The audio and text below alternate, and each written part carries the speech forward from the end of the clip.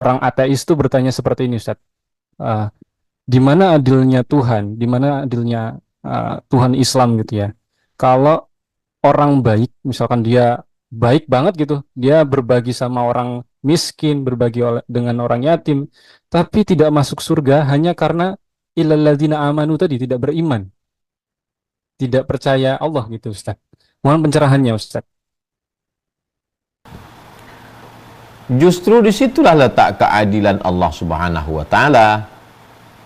Syarat mau ikut wisuda, ya daftar dulu jadi mahasiswa.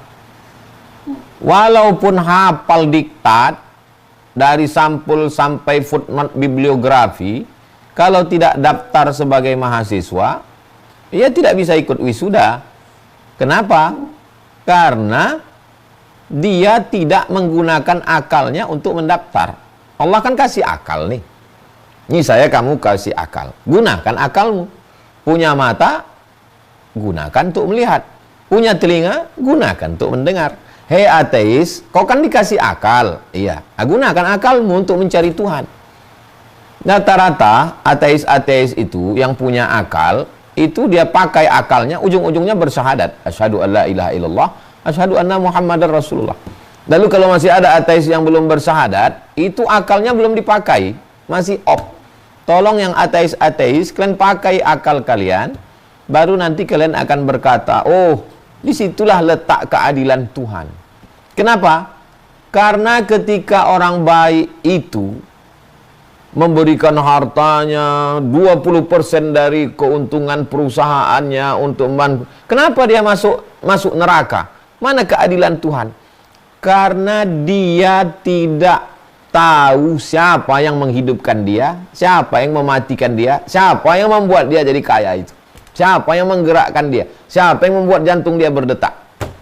Pak dokter, ya, kenapa manusia itu hidup, Pak dokter? Karena darahnya mengalir. Kenapa darahnya mengalir? Karena jantungnya berdetak. Kenapa jantungnya berdetak? Nah, itu tak bisa dijawab fakultas kedokteran. Ujung-ujungnya dia akan mengatakan, karena ada Tuhan. Itu tidak diajarkan di fakultas kedokteran. Di fakultas kedokteran hanya diajarkan jantung berdetak. Lalu yang mendetakkan jantung itu siapa? Tuhan. Dengan itulah keadilan. Karena kau sudah pakai akalmu untuk menemukan aku. Uangnya udah dia pakai? Ya. Kakinya udah dia pakai masuk ke pedalaman? Ya. Matanya udah dia pakai untuk menengok orang susah, nangis nengok orang susah? Ya. Tapi ada satu yang belum dia pakai. Apa? Otaknya belum dia pakai. Pakai otakmu. Wa ma kunna mu'adzibina hatta nab'atha rasula. Kami tidak mengazab manusia sampai kami mengirimkan akal. Sampai kami mengirimkan akal. Maka orang yang tidak berotak, dia tidak diazab. Siapa dia? Anak kecil, orang gila, orang tidur, orang pikun. Ateis, kalau kau masuk ke yang keempat ini, kau tak kena azab. Karena kau tak ada otak. Tapi kalau ada otak, pakai otakmu. Kau berpikir, kenapa aku hidup? Tapi Tuhan tidak adil. Masa harta sudah dia gunakan, mata sudah dia gunakan, kaki sudah dia gunakan, masuk ke pedalaman Afrika, kulit. Betul, semua udah dia gunakan. Ada satu yang belum dia gunakan. Dan itulah yang membedakan dia dengan hewan. Apa dia? Akal pikiran. Gunakan akalmu, kau akan menemukan Allah Subhanahu wa Ta'ala. Wallahu a'lam. Baik, Masya Allah. Salah tercerahkan. Kita masuk ke sesi tanya jawab, Bapak Ibu semuanya. Saya akan pilih di Zoom ini untuk beberapa orang ya. Kita insya Allah sampai 21.15. Jadi masih banyak spare waktu yang bisa dimanfaatkan. Untuk yang pertama, saya minta Ibu Sonia yang paling di atas. Silakan, tafadhol Ibu. Assalamualaikum warahmatullahi wabarakatuh, Ustaz. Terima kasih, Bang Abdul. Ya, Ustaz, saya mau tanya begini, Ustaz. Kan kalau mana yang lebih diduluin gitu, Ustaz, kan pada saat mau sholat subuh itu kan ngebangunin anak, sementara anak kan belum bangun juga. Nah, setelah selesai sholat itu masih belum bangun juga. Nah, apakah kita dahulukan zikir dulu atau kita bangunin sholat anak dulu gitu, Ustaz? Saya suka bingung gitu, Ustaz. Kalau tinggalnya di Sumatera, Di Riau sekarang subuh jam 5 lebih kurang. Bangunlah 1 jam sebelum subuh. Bangun jam 4, mandi supaya sehat, fresh. Mandi subuh itu termasuk terapi sehat. Lalu kemudian setelah mandi, sholat sunat wudhu, sholat sunat taubat, sholat sunat tahajud, sholat sunat hajat, zikir, istighfar 100, sholawat 100, la ilaha illallah 100. Sudah tenang, bangunkan anak. Kenapa terjadi kelimpungan seperti tadi? Karena bangunnya terlambat. Robah mulai malam ini. Hijrah itu maknanya ada perubahan. Bangunnya. Anak-anak tidak bisa dibanguni pakai mulut. Bangun apa? Mana bisa direpeti, orang dia nggak dengar. Telinganya belum on. Jadi bagaimana? Dudukkan dia, tangannya itu. Dudukkan. Dudukkan. Diberdirikan dia. Belikan semprot air, tembakkan ke matanya. Mana dalil menyiramkan air? Hadis Nabi. Masa ada Nabi menyebut pistol air? Tak ada disebut Nabi pistol air. Nabi menyebutkan yurashi, seorang laki-laki aiqaza ahlahu, membangunkan istrinya dengan memercikkan air. Banyak ibu-ibu membangunkan anak merepet. Kalau bangun mau jadi apa? Anak itu tak dengar.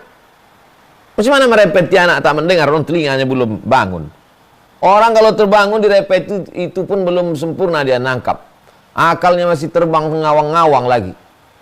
Maka jangan membangunkan dengan merepet. Diangkat tangannya, dudukkan dia. Letakkan di ketiak ini, berdirikan dia. Percikkan air ke wajahnya. Setelah dia bangun, baru direpeti. Kau kalau begini, nanti jadi hantu kau. Mesti bangun tepat waktu. Tidak pernah bosan membangunkan anak-anak. Jadi ibu bapaknya mesti bangun lebih awal dulu. Tidak akan terjadi kelimpungan yang macam tadi. Pertanyaan tadi itu tak akan muncul. Coba malam nih. Sesuai dengan waktu kita, Indonesia Timur, Indonesia Barat, sejam sebelum azan subuh, bangun. Demikian Bang Alvin. Baik, insyaallah. Bismillah. Kita biasakan 1 jam sebelum subuh bangun untuk sholat tahajud dan mempersiapkan aktivitas pada hari itu ya. Termasuk tadi membangunkan anak. Baik. Baru 1 penanya, masih ada penanya yang lain Bapak Ibu, silakan yang ingin bertanya raise hand. Saya persilahkan. Saya minta Bapak Saukani, silakan dibuka mic-nya. Ya, terima kasih Ustadz, Bang Alvin. Betul, silakan. Ya, Assalamualaikum Ustadz Abdul Somad. Allah berkah. Saya Saukani dari Bekasi, Jati Bening Baru. Saya mau tanya Ustadz, tentang masalah waktu. Saya sekarang ini sudah dikena PHK dari kantor. Lalu sekarang hampir sebulan ini saya mencari kerja rada susah karena usia. Saya coba daftar Bluebird taksi. Saya narik taksi, Ustadz. Nah, dengan narik taksi ini waktu saya itu banyak kebuang, Ustadz. Banyak kebuangnya, yang tadinya saya alhamdulillah waktu saya kerja di kantor, saya sholat alhamdulillah masih tepat waktu, masih bisa ikut jamaah ke masjid. Dengan saya narik taksi Bluebird ini, saya sholat jauh sekali, jauh dapat sholat berjamaah Ustadz. Karena saya pas lagi ada penumpang, atau saya pas nyari-nyari masjid, kalau lagi ada penumpang nggak dapat masjid, nemu masjid tapi nggak ada parkiran mobilnya Ustadz. Jadi waktu ini sekarang saya banyak terbuang Ustadz. Nah, apakah dengan seperti ini, oh ya kadang juga saya kalau sholat, saya jama Ustadz. Di Zuhur, saya jama dengan asar. Maghrib, saya jama di Isya Ustadz. Jadi seperti itu saya lakukan. Nah, apakah ini harus saya lanjutkan dengan saya menarik taksi, supir taksi? Karena saya pun sebenarnya 1 minggu saya ada ngajar Ustadz di sekolah. Kebetulan saya dapat rezeki dari Allah, saya sekolah Kristen, di sekolah Kristen saya ngajar matematika sama komputer. Memang itu kalian saya ngajar, tapi saya hanya baru dapat kelas 1 minggu 2 kali, 2 hari. Sisanya itu saya narik taksi Ustadz. Nah, dengan saya narik taksi ini banyak saya lihat waktu itu saya banyak dibuang-buang dengan saya sholat, apakah ini saya harus terus mencari nafkah dengan taksi, ataukah saya harus hijrah lagi mencari kerjaan yang lain, Ustadz? Berhubung umur saya sudah berusia 46 ke atas, jadi saya untuk kerja di kantor atau kerja apa susah, Ustadz. Paling saya ngajar-ngajar yang bisa, tapi saya belum dapat ngajar lagi, paling hanya baru satu sekolah aja. Itu pun sekolah Kristen, Ustadz. Sekolah Kristen saya ngajar di situ. Nah, bagaimana? Ya. Yang pertama, Pak Syaukani mesti fahami bahwa Bapak keluar pagi membawa taksi pulang malam itu bernilai amal soleh. Bismillahirrahmanirrahim. La haula wa la quwata illa billah. Saya keluar rumah mencari rezeki halal, bukan korupsi, bukan judi online, maka itu bernilai ibadah. Namanya amal soleh yang bernilai ibadah. Jadi jangan Bapak sangka waktu Bapak terbuang. Sebagaimana argo itu berjalan, begitu juga lah berjalan pahala karena Bapak niat mencari yang halal. Mindsetnya mesti diluruskan dulu. Tidak ada yang terbuang. Dari mulai bangun pagi, berangkat, bawa taksi, pulang malam, itu bernilai ibadah. Amal soleh, cari rezeki halal. Itu yang pertama. Nah, bagaimana dengan ibadah sholat? Waktu Jabodetabek zuhur jam 12, maka jam 11.30 jangan cari penumpang dulu, karena nanti takut mepet dapat penumpang, tinggal sholat. Habis sholat zuhur baru penumpang. Itu hanya ikhtiar mencari rezeki. Rezekinya itu dari mana? Dari Allah. Melalui apa? Melalui taksi. Ada yang melalui kantor, ada yang melalui PNS, ada yang melalui polisi, ada yang melalui jabatan, ada yang melalui tentara. Itu hanya jalannya. Rezekinya datang dari mana? Dari Allah. Maka dahulukan Allah, nanti Allah kasih rezeki. Tak ada yang sulit bagi Allah. Innama amruhu idza arada syai'an ayaqula lahu kun fayakun. Tentang masalah Bapak menjamak, kalau qashar itu berat. Dia mesti musafir perjalanan 89 km.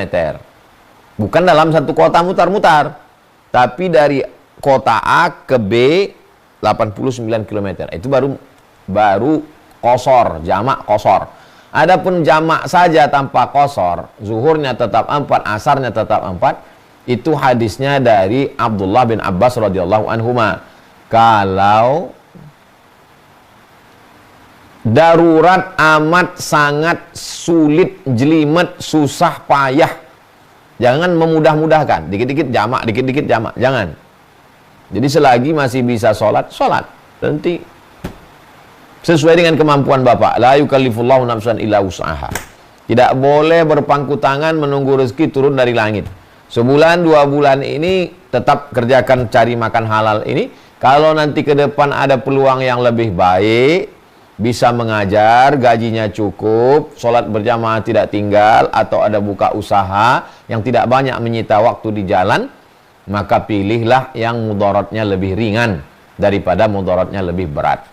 Bang Alvin Firdaus, kita tidak hanya mengurus ibadah, tausiah, tapi juga saya mau komunitas kita ini, kita kenal tahu, oh ini punya catering, ini mau menikah anaknya, tinggal di satu kota. Bagaimana kalau kita pertemukan antara yang punya catering dengan yang nikah anak? Bukan berarti gratis. Saya tidak mau hanya karena hubungan jamaah dengan ustadz, jamaah dengan jamaah satu komunitas lalu rusak harta. Business is business. Tapi kita mau hubungan baik kita ini berlanjut. Oh ini mobilnya rusak, ini punya bengkel. Alangkah baiknya duit itu berputar antar sesama kita yang punya pengajian. Bukan sektarian. Tapi dalam rangka, kalau kita bantu ini, dia akan bayar zakat. Oh ini bisa matematika, ini bisa bahasa Inggris, ini punya sekolah, ini punya lembaga, ini punya kursus, dipertemukan. Dia tidak mau kita ngaji, kita satu masjid, kita satu komunitas, hanya sekedar ngaji, la salam wala kalam. Itu baru sebagai penikmat kajian. Nah, jadi tolong di grup-grup itu, mohon maaf saya tidak masuk di grup karena satu dan lain hal, tapi saya tetap dapat kabar dari Bang Alvin Firdaus, supaya yang dari satu kota, ada terjalin silaturahim, ta'awanu 'alal birri wa taqwa. Mudah-mudahan Allah membukakan pintu rezeki kebaikan untuk Pak Syaukani dan sahabat sekalian. Demikian, wallahu a'lam bishawab. Amin Allahumma amin. Baik Bapak Ibu, Masya Allah. Di Hijrah Bersama Was ini sudah berjalan 1 tahun lebih ya, dan jamaah yang terhimpun di grup itu ada 10 grup Bapak Ibu. Di Telegram juga ada. Nah, ini bisa menjadi peluang saling tolong menolong begitu ya. Jadi misalkan Bapak Ibu nanti dari kita mungkin nanti akan sediakan ini form untuk mungkin yang Bapak Ibu punya bisnis, bisa kami bantu bagikan, tapi perlu diseleksi dulu ya Ustadz ya. Diseleksi dulu bisnis seperti apa, kita bantu share supaya jamaah-jamaah yang terhimpun ini bisa jadi peluang customer gitu, bisa ikut membeli di usahanya Bapak Ibu gitu. Insya Allah ya, nanti kita buatkan formnya. Baik, kita lanjutkan di sesi tanya jawab. Kita lanjut ke Ibu Trinovi. Trinovi, Bekasi. Silakan Ibu. Assalamualaikum Ustaz, terima kasih. Waalaikumsalam warahmatullahi wabarakatuh. Begini Ustaz, ada saya mau tanyakan. Kemarin kan saya ada gaduh sama suami. Dia bilang gini, dia minta untuk pinjam riba. Saya cakap gini, saya nggak mau pinjam riba. Kalau kamu mau pinjam terserah. Dia sekarang pergi ke Sumatera sudah 2 bulan. Nah, dia bilang gini, yang tahu agama siapa? Kata saya jawab gini, yang paham agama. Kata saya, berdosakah saya jawab kayak gitu Ustaz? Terima kasih. Assalamualaikum. Waalaikumsalam warahmatullahi wabarakatuh. Prinsip yang pertama, la ta'ata li makhluqin fi ma'siyatil khaliq. Tidak ada ketaatan kepada makhluk kalau ketaatan itu menyebabkan durhaka kepada Khaliq, kepada Allah. Anak tidak boleh taat kepada bapaknya kalau taatnya itu menyebabkan durhaka kepada Allah. Kalau bapaknya bilang, jangan kau pakai jilbab, aku tak suka menengok kau pakai kelambu, pacaran kau, maka anaknya tidak wajib patuh, karena patuhnya itu menyebabkan dia melawan Allah. Kalau suami mengatakan buka jilbabmu, cat rambutmu, pergi kau pinjam riba, minum ini khamar, istri tidak wajib patuh, karena patuhnya itu menyebabkan dia durhaka kepada Allah. Ini dasar hukum yang pertama. Karena yang berkuasa, yang paling tinggi, raja di atas raja adalah Allah. Di atas orang tua, di atas suami, semuanya adalah Allah. Itulah mana tauhid Allah Subhanahu wa taala. Tapi tentu dengan cara yang santun, yang baik. Aku kepala rumah tangga. Memang betul bang, memang kaulah kepala rumah tangga. Siapa rupanya yang paham agama di antara kita? Memang kaulah yang paling paham bang. Tak ada yang lebih paham lagi daripada kau. Kau yang paling paham memang. Tapi masalah riba ini haram bang. Nah, jadi komunikasi yang baik, dengan tutur kata bahasa yang baik, sesuai dengan adat istiadat kita. Makanya bunyi ayat suami istri itu wa'ashiruhunna bil ma'ruf. Bergaullah dengan ma'ruf. Ma'ruf itu diambil dari kata urf. Urf artinya tradisi masing-masing.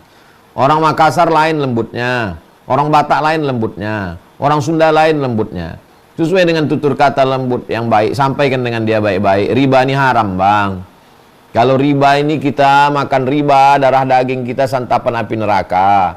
Kalau kita riba, lidah kita makan riba tak dikabulkan Allah. Kalau riba dicabut berkah. Kalau riba berarti kita sudah menantang perang dengan Allah. Kalau riba, kalau kamu ini dijelaskan dia dengan baik. Nah, insya Allah Allah memberikan hidayah, disampaikan. Tidak hanya ibu, jangan bertarung sendiri di medan laga, karena perempuan itu menghadapi suaminya ada walinya. Ibu punya wali, yang pertama ayah, yang kedua kakek, yang ketiga kakak laki-laki, yang keempat adik laki-laki, yang kelima kakak ayah laki-laki, yang keenam adik ayah laki-laki. Duduk bersama, musyawarah, wa amruhum syura bainahum.